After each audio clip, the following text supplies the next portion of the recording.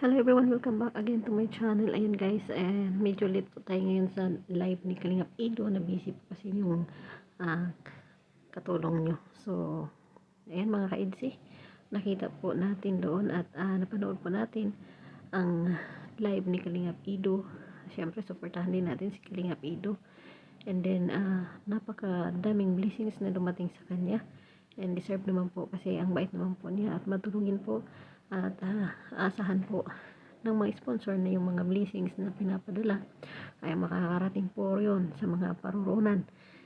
At nakita po natin doon na grabe supportive talaga itong si Bibi Bianci kasi nandoon siya palagi sa live ni Kalingap Aid basta wala lang siyang pasok. So ayan, nakita din natin doon at nakakataba ng puso dahil nag-comment po siya doon at nagpapasalamat po siya sa lahat ng mga nagmamaraton sa kanilang mga videos na ina-upload ni Kalingap Rab at hingi po niya kaligtasan. Ayan, sa mga nagmamaraton, nakakataba ng puso kasi biruin mo na appreciate niya yung mga effort ng mga tao, mga supporters niya.